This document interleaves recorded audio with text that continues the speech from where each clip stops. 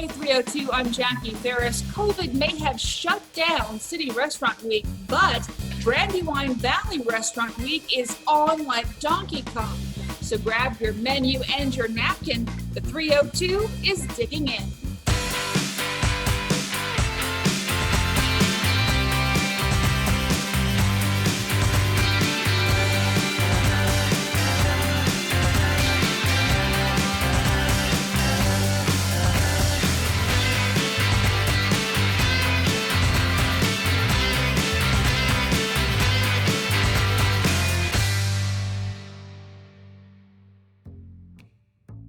Hey 302, we're talking about Brandywine Restaurant Week, and who doesn't love to go out to eat? Well, now's your chance. We're joined now by Jerry DeFilly. He is the editor of Out and About magazine. Jerry, how's it going?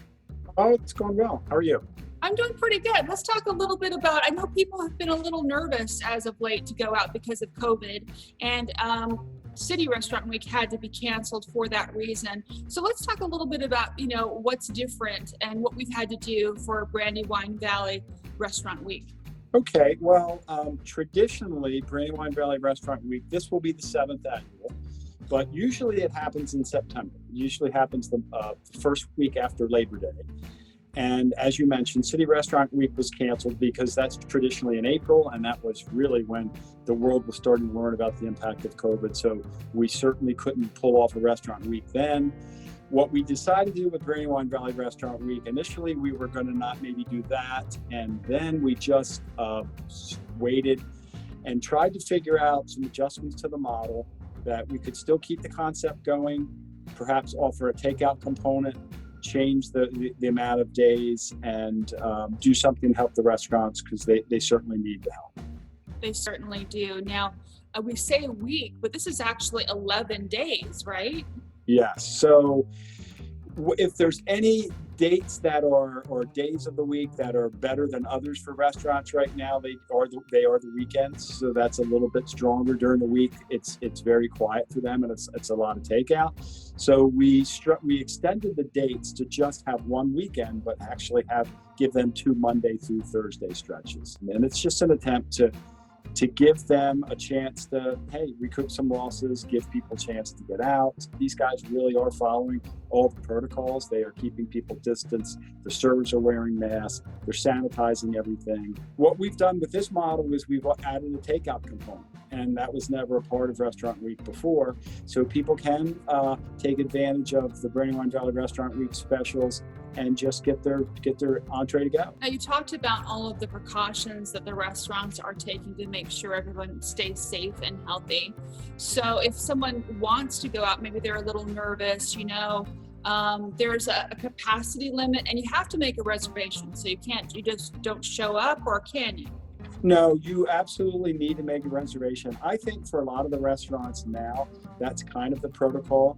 Since Brandywine Valley Restaurant Week encompasses 2 states, there are some Pennsylvania participants. Their restrictions for restaurant capacity are different than Delaware.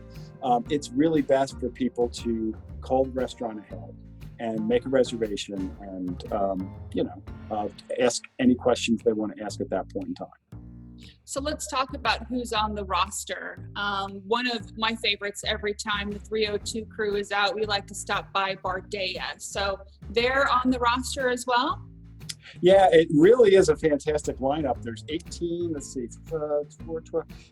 18 restaurants, and it is really the cream of the crop. So each of these guys goes to a significant extent to come up with a prefix menu of 3 courses for dinner that just is a little bit different. They offer it at the $35 price point, which is a super value. But their whole point in this is to really win you over for down the road, and you'll come back and visit them when it's not restaurant week. And what we've done this year is that we've given the restaurants a little bit more flexibility because you have a couple of different price points in here.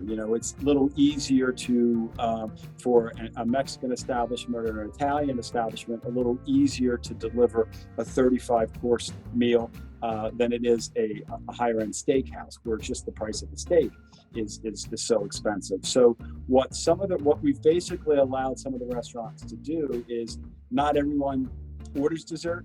So some of them are offering a more robust 2-course menu for the prefix 35. Others are offering the appetizer, main course, and dessert for the 35.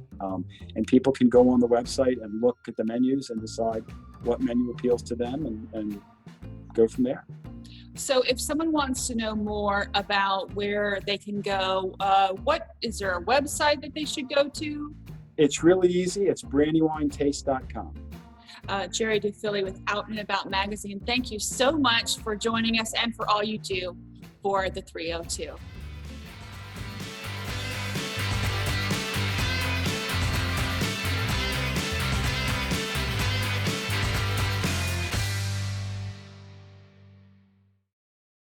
Hey 302, as part of Brandywine Valley Restaurant Week, we spoke with Tonic Bar and Grill to find out what's on the menu. Welcome back. We're at Tonic Bar and Grill, and we're here with the owner, Paul Bouchard, to talk a little bit about what Tonic has on the menu. Paul, thank you very much for joining us. You're welcome. Glad to be here. Can you tell us what we can expect? So we like to push the envelope on everything that we do, offer better qualities of steak for the dollar that the customers are paying, and ought to offer a great variety of items as well, from vegan to chicken to what we're known for, being our house cut steaks. So when someone comes in, and you're known for your house cut steaks, but is there a certain way that they should order it? I know a lot of people, there's the debate about medium well versus medium rare. I mean, do you have a recommendation that comes along with your steaks? Well, I've always been a medium rare guy, but it is a personal preference. The one thing I'll say about our steaks are that before they even walk in the door, they're aged 21 days, which is certainly above anybody else that you're buying a steak from at a local grocery store or anything of that sort. We also use a Steakhouse broiler. It's an inch-thick stainless steel top, and the steaks are seared at 1600 degrees, which obviously puts a nice brown crust on both sides of the steaks before we finish it in the actual broiler itself. So if you come here, that's what you want to have. You want to have a steak. Now, I know that you're also known for your chicken. Yes, somebody's been talking to you. No, we do. We use a Freebird chicken from one of our purveyors. It's an incredible product. It's hormone and antibiotic free. It's a free range bird. It's served only with the wing bone on it, so it's completely boneless under that. Other than that, it has the thigh and the breast with the skin on. And again, we use the Steakhouse broiler to crisp the skin, and it's served over our Parmesan risotto with mushroom demi-glace. Pretty special dish if you are not a steak fan. Now, I was just going to ask you about your sides, because the proteins, everybody loves the proteins, but when it comes to the sides, you know, there are different flavors for everybody. So what kinds of things could we order as our sides? Well, right now we have rainbow carrots with a whipped goat cheese, and the carrots are roasted in sorghum, which is kind of like a honey, and it's finished with some roasted garlic. We have roasted Brussels sprouts on the menu right now. I know that we're going through a menu change really soon, and we're going to have a new cauliflower appetizer and side dish on the menu. It'll be a sticky cauliflower with sesame seeds. I know that there's a lot of food trends, and Brussels sprouts have been a big trend for a while, and you mentioned you're going to change your menu. So Sure. talk to me a little bit about how you decide what it is you serve to your patrons. Well, there's always a few things that you can't take off the menu, because once you do, everybody's up in arms about it. Yeah. And then you end up bringing it back anyway. So you have your staples that you keep. And of course, you know, you have to look at the food trends of what's, you know, hot now.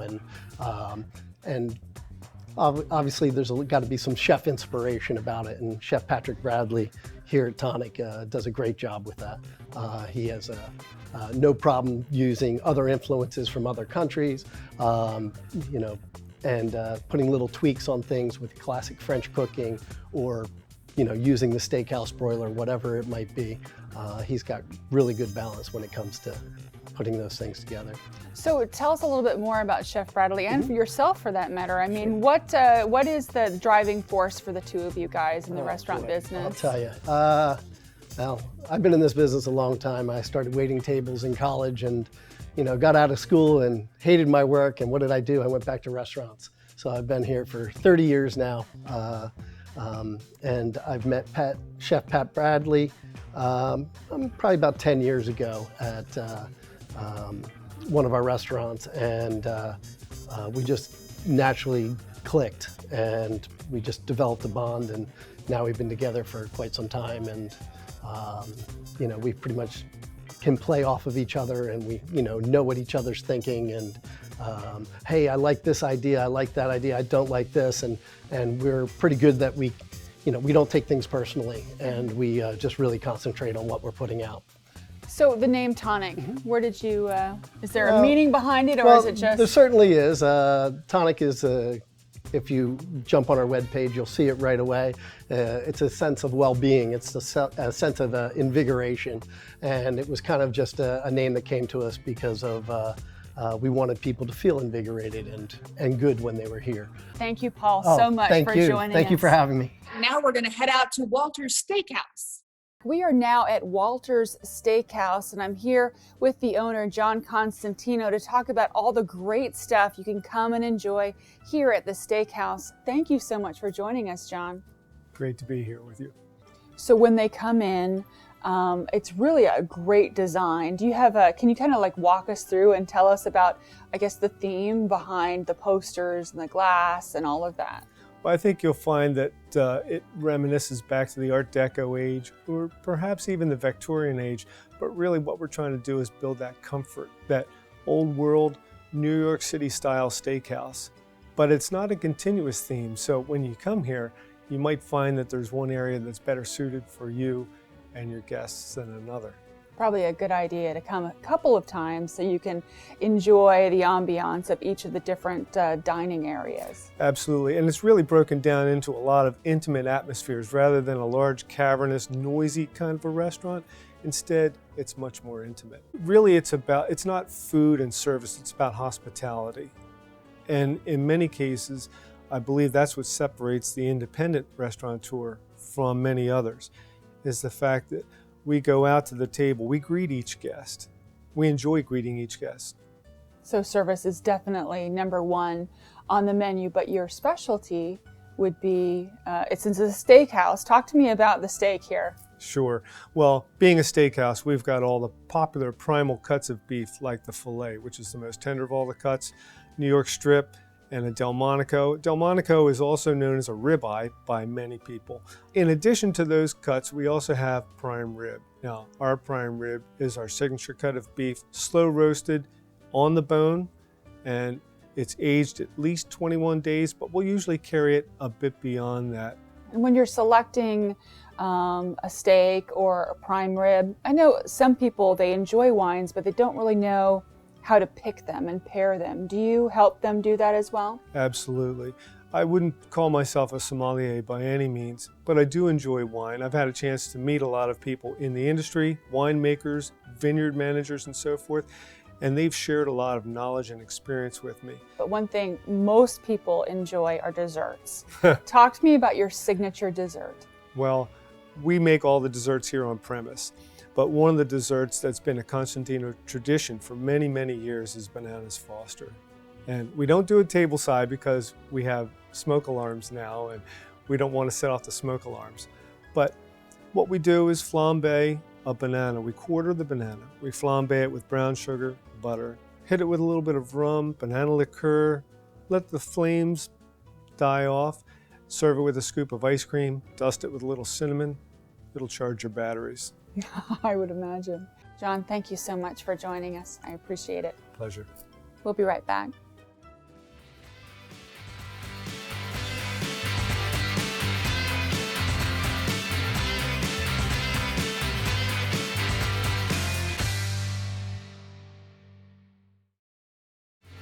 Finally on the menu today, we're going to check out Bardea. Welcome back. We are at Bardea, one of the hottest spots on Market Street. We're talking to one of the owners, Scott Stein. So how you doing? I'm doing great. Welcome. Oh, thank you. Thank you. Yeah, we're excited. Downtown is on fire. We're like going through a great renaissance down here. And the big thing we've tried to do last year was our first restaurant week. So we were new at it, and we took the temperature of the crowds that were coming in, and we're always a table share restaurant. So we always encourage when you come in, trying different dishes, everyone sharing a little bit of this, a little bit of that. So this year we're really trying to focus the menu to kind of complement our regular dining menu, that you can kind of taste and share dishes for the table, if whether you're coming in for 2 guests or 8 guests, that you guys can order a bunch of different appetizers. Well, we call them small plates and pastas, and share and try all the different things the way the menu's designed. So it becomes a fun, almost like a tasting experience. So I guess, is the basis like Italian and then you kind of branch off from there? Yeah, so Italy is such a, culinary destination. But in America, Italian cuisine has always been classified as red sauce, gravy, Italian American very prevalent, get those heavy ragouts. We're a little bit more broader, more Mediterranean influence. Antimo, our chef, and my business partner, when he was in Italy for a year cooking, there were so many different influences that he's worked in Italy, Asian influence especially, that were in kitchens over there, that we wanted to recreate, bring some of that stuff back to the States, that we saw little simple touches. In Italy, it's just so much more than the stereotypical pizza and pasta. Of course, you get great pizza and pasta in Italy, but there's so much more with the great seafood selection and all these great flavors that we're seeing across the different regions of Italy. Now you do something special with your pizza dough. It's like a rye mill. Tell me a little bit about that. So we use a traditional Neapolitan flour. It's called 00. It's finely milled. It's super light. So when we make our pizza, it's airy. It's easy to eat. You can eat a whole pizza. You may feel a little guilty after a pizza, but you won't feel like a brick hitting your stomach. But to give it a little more characteristic, we add a little fresh wheat and rye flour into the dough, and it gives the crust like an extra layer of complexity, and it's nice and crisp and crunchy, and it just, people really go crazy for our pizzas. Something so simple, 3 ingredients, adding that little bit of a tweak there, it makes a real big difference in the quality of our pizza. Now, is that kind of like your signature dish, or do you have something else that people say, if you gotta eat it, you gotta go to Bardea? So that's what's amazing about Bardea. It's always hard, I've been doing this 25 years, to please everyone when it comes to food, but our menu is approachable. And we also have stuff that if you want to go more on the culinary roots and try different things, but a simple classic margherita pizza or an upside down pizza, 2 of our star pizzas, something so simple that you can come in, grab a pizza, a couple salads, small plates. But what we really become known for, it seems like our octopus, our charred octopus, we bring it in from Australia. It's like one of our go-to things. And then we have a dish that the true dish is called nudi, which means naked in Italian. It's kind of a version of a gnocchi type dish, and there you get it's rolled in semolina flour. Nudi means naked in Italian. We take the cheese, roll it into semolina flour, and then cook it in pasta water, and then lightly pan-sear it. So we put it on the menu. Our first week, it was a kind of a play on grilled cheese and tomato soup. And we were so bummed out. We're like, we got it, we nailed it. This is our dish. This is the one that people are gonna like, our signature dish. Our first week open, we sold 1. Oh. And we're like, we miss it? Or like, we changed the name from nudi to gnocchi. And the next night, we sold 28 of them. We sold out. And ever since that's one of the dishes, like when you come to the restaurant, you gotta get the octopus and a nudi, like you gotta you gotta do it. So you mentioned you were in the business for 25 years, but you guys just got a really big nomination as best new restaurant in the country? Yeah, we were just nominated last year for best James Beard, best new restaurant in the country. We were semifinalists, one out of 31 restaurants in the entire country, first in Delaware to be nominated. We waited, our whole life to have some kind of nomination like that, and it's really something that we just, all the people that are involved in this restaurant behind the scenes, there's a lot of people it takes to do it. It's been a really big motivation over here. Everyone's had a lot of pride in getting that nomination, and it's made us a better restaurant. And we don't ever, we're humble, like we don't look and be like, yeah, we're James Beard nominated. Every table, every diner that comes in this restaurant, we want to win them over and have the experience that they're talking about it, and it really comes through in our food and from the experience that people have when they dine at the restaurant and the feedback that we're getting. People have really been raving about like the experience. You know, that's the thing, you know, when you dine out, you know, there's so many great restaurants in Wilmington. There's such a good dining scene, you know, if you really want to stand yourself out, but you know, having great food's obvious, great service is obvious, but there's some of those moments that when you go out to dinner to celebrate a special occasion, you know, all your problems before you come in for dinner, they're probably, during the meal they're gone, but you know, before you come in, they're probably gonna still be there when you leave.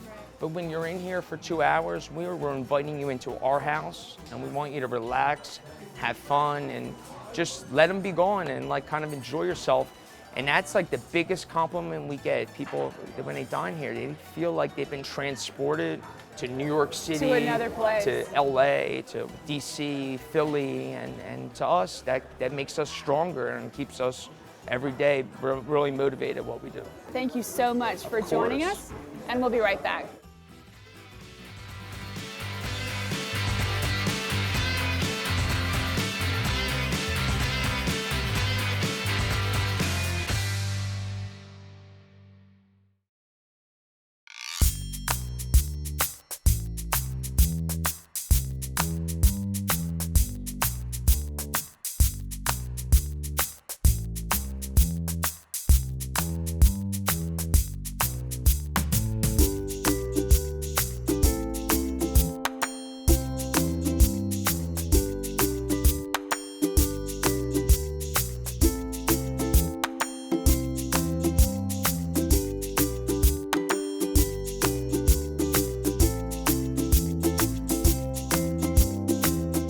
That'll do it for this episode of the 302. For more information on Brandywine Valley Restaurant Week, be sure to visit brandywinetaste.com. Until next time, we'll see you on the 302.